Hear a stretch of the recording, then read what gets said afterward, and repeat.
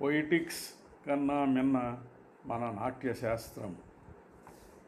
అందరికీ వందనాలు. తెలుగు నాటకరంగ అభివృద్ధికి నేను 125 వ్యాసాలు వ్రాశాను. అవి సంకలనాలుగా కూడా వచ్చాయి. గతంలో అవి అవిభక్త ఆంధ్రప్రదేశ్లో 23 జిల్లాల్లో 33 పత్రికల్లో ప్రచురితమయ్యాయి. అందులో ఒకటి ఈ వ్యాసం మీకోసం. భరతముని రచించిన నాట్యశాస్త్రం నాటక లోకానికి గొప్ప గ్రంథం. అది సంస్కృత భాషలో ఉండటం వల్ల నేటి కాలంలో దీనిని చదివి అర్థం చేసుకుని ఆధునిక నాటక రంగానికి ఉపయోగించుకోవటం జరగటం లేదు. నేటి నాటకకర్తలకు సంస్కృతం రాకపోవడమే ప్రధాన కారణం. దీనిని బహు తక్కువ మంది తెలుగులోకి అనువదించిన మహనీయులున్నారు. కానీ అవి వ్యవహారిక భాషలో లేనందున సామాన్యులకు అర్థం కాకపోవటం మరో విశేషం. నాట్యశాస్త్రం సంస్కృతంలో చదివేవారు బహు తక్కువ. చదివిన వారు నాటకరంగంలో వ్యక్తులకు అందివ్వడం కూడా తక్కువే.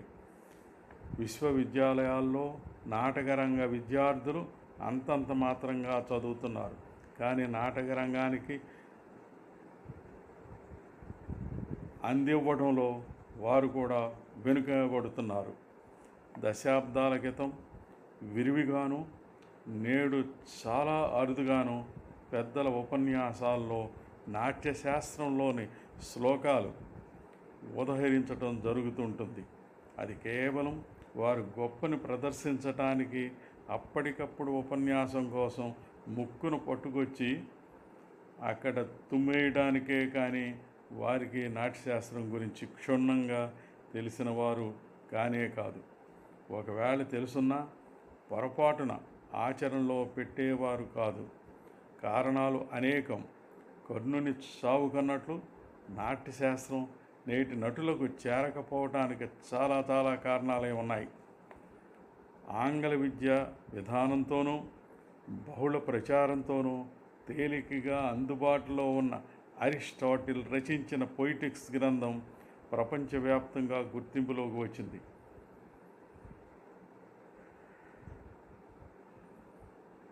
మన తెలుగులో శాస్త్రీయ గ్రంథాలు ఎక్కువగా లేవని, రావలసిన అవసరం ఉందని శతాధిక ఆంగ్ల గ్రంథాలు నేను అమెరికా నుంచి కొని తెచ్చి వాటిని అధ్యయనం చేసి తెలుగులో సబ్జెక్ట్ బుక్స్ రాస్తున్నాను.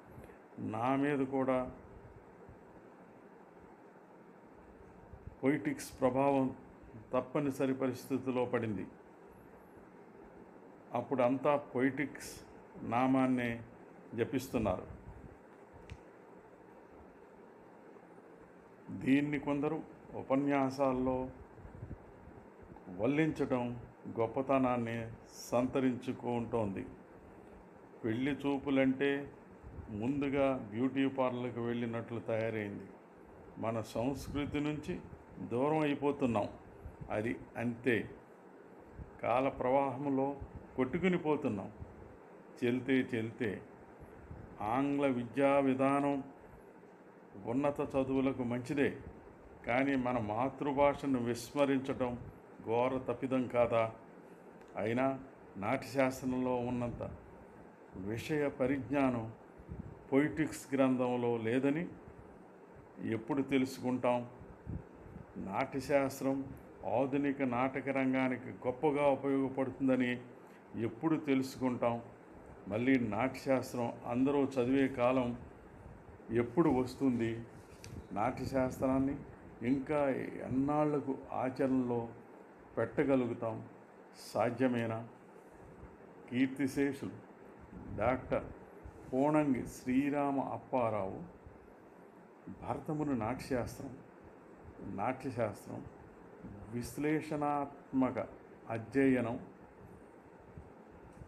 శ్రీ ఎన్ఎస్ కామేశ్వరరావు నాట్యశాస్త్రం ఆధునిక నాటక శాస్త్రం, నాట్యశాస్త్రం పొయిటిక్స్ తారతమ్యాలు, ఆచార్య మొదలి నాగభూషణ శర్మ నాటక శిల్పం, మొదలగు గ్రంథాలు తెలుగులో బహు తక్కువగా వచ్చాయి. కొందరు కొన్ని నాటకరంగ గ్రంథాలలో కాస్తో కోస్తో రాయటం జరుగుతోంది. ఏది ఏమైనా బహుళ ప్రచారంలో ఉన్న పొయిటిక్స్ మన కళ్ళ ముందే పడుతుంది. పాండోద్యోగ విజయాల్లో పడక సీన్లో శ్రీకృష్ణుడు ముందుకొచ్చి దుర్యోధనుని కాక తొలుత తాను చూసిన అర్జునుడికి ప్రాధాన్యం ఇచ్చినట్లు ఉంది. క్రీస్తుపూర్వం 6వ శతాబ్దంలో వచ్చిన నాట్యశాస్త్రం కన్నా క్రీస్తుపూర్వం 4వ శతాబ్దంలో వచ్చిన పొయిటిక్స్ ప్రాధాన్యం వచ్చింది. ముందొచ్చిన చెవుల కన్నా వెనకొచ్చిన కొమ్ములు వాడిగా తయారయ్యింది. విజ్ఞానం కోసం ఎన్ని గ్రంథాలైనా చదవవచ్చును. అరిస్టాటిల్ పొయిటిక్స్ ఆధారంగా నాటక రచయిత, నాటక ప్రతి మొదలగు గ్రంథాలు నేను రాశాను. కానీ మన భారతీయులు మనమే మన నాట్యశాస్త్రం విస్మరిస్తే ఎలా? నాట్యశాస్త్రాన్ని విస్మరించిన నాటకరంగం అని నేను ఒక వ్యాసంలో వాపోయాను కూడా. అరిస్టాటిల్ పొయిటిక్స్ గ్రంథంలో కన్నా భరతముని నాట్యశాస్త్రంలో విస్తృతంగా విషయ పరిజ్ఞానం ఉంది. 36 అధ్యాయాలతో 6000 శ్లోకాలు ఉన్న అద్భుత గ్రంథం నాట్యశాస్త్రం. అందులో భాషకు సంబంధించిన 6 అధ్యాయాలు, అభినయానికి సంబంధించిన 30 అధ్యాయాలు ఉన్నాయి. నాటక రచనా విధానం, నాటక ప్రదర్శనా విధానం విస్తృతంగా వివరించబడ్డాయి. పొయిటిక్స్లో 26 అధ్యాయాలు మాత్రమే ఉన్నాయి.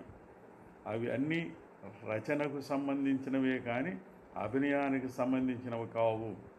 నాట్యశాస్త్రంలో రసములు, భావములు, అభినయములు, ధర్ములు, వృత్తులు, ప్రవృత్తులు, సిద్ధులు, స్వరములు, అతోద్యములు, గానములు, రంగములతో నాటక రచనకు, నాటక ప్రయోగానికి సంబంధించిన అన్ని విషయాలు విస్తృతంగా చర్చించబడ్డాయి.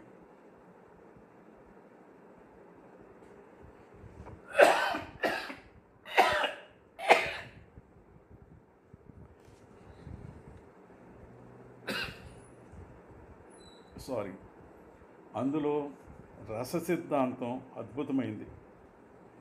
దీనికి సమానమైనది పొయిటిక్స్లో లేదు. కెథార్సిస్ అనే పదం అరిస్టాటిల్ వాడినది రససిద్ధానికి సమానమైనది కాదు. నాట్యశాస్త్రంలో 10 రకముల నాటకాల గురించి వివరించబడ్డాయి. పొయిటిక్స్లో విషాద నాటకం, ఆహ్లాద నాటకం రెండింటి గురించి ప్రస్తావించిన విషాద నాటకం గురించి ఎక్కువగా వివరించబడటం జరిగింది. నాట్యశాస్త్రంలో ఆంగికాభినయం, వాచికాభినయం, సాత్వికాభినయం, ఆహార్యాభినయం ఈ 4 గురించి విస్తృతంగా భరతముని వివరించాడు. పొయిటిక్స్లో అభినయం గురించి లేనే లేదు. కాబట్టి అది నటనా శాస్త్రం కానే కాదు. నిజానికి నాట్యశాస్త్రం భారతీయ నాటక రంగానికి ప్రామాణిక గ్రంథం. అది అనేక ప్రపంచ భాషల్లోకి అనువదించబడి విస్తృత ప్రచారం లభిస్తే దాని విలువ అందరికీ తెలియదు. తెలిస్తేనే కానీ అందరికీ విలువ తెలియదు. ఈ విజ్ఞాన గనిని విశ్వమానవులే ఉపయోగించుకునే లబ్ధి పొందవచ్చును. ఇంతటి గొప్ప గ్రంథాన్ని ముందుగా మన భారతీయులమే ఉపయోగించుకోలేకపోతున్నాం. దీనికి పరిష్కారం మన విద్యా విధానంలో పాఠ్యాంశముగా అనేక స్థాయిల్లో పెట్టాలి.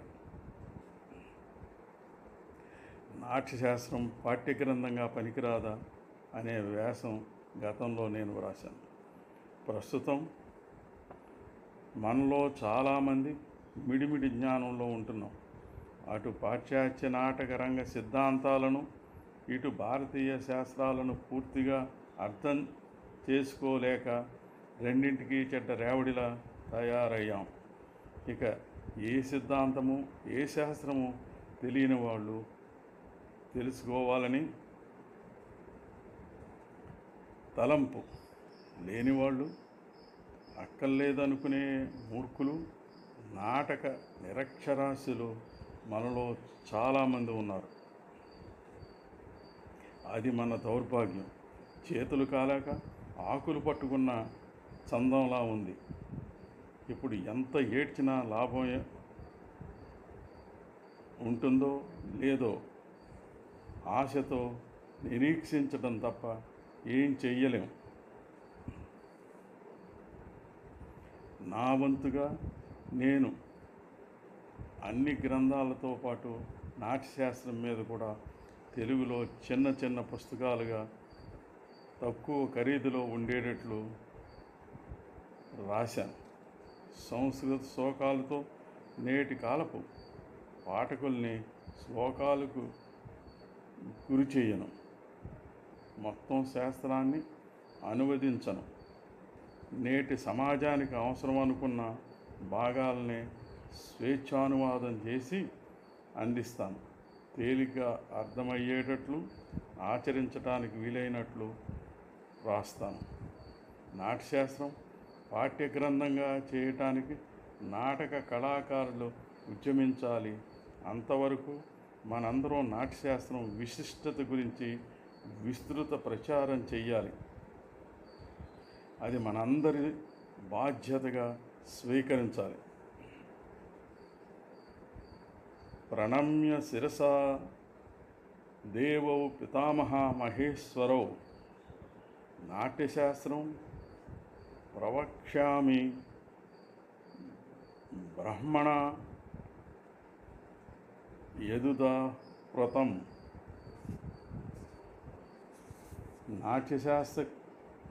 నాట్య సృష్టికర్త అయిన పితామహునకు, నటరాజుకు, మహేశ్వరునకు శిరస్సు వంచి బ్రహ్మప్రోక్తమైన నాట్యశాస్త్రమును ప్రవచింతును అని తలపెట్టి భరతముని రచించాడు.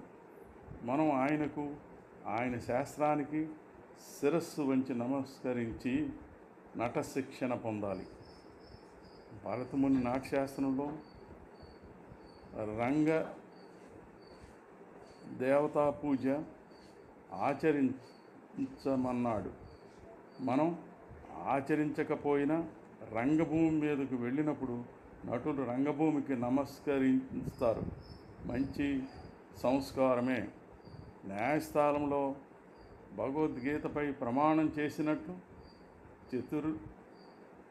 చతుర్వేదాల నుంచి గ్రహించబడిన పంచమ వేదం నాట్యశాస్త్రంకి రంగస్థల కళాకారులంతా ప్రతి ప్రదర్శన ముందు దాని మీద ప్రమాణం చేయాలి.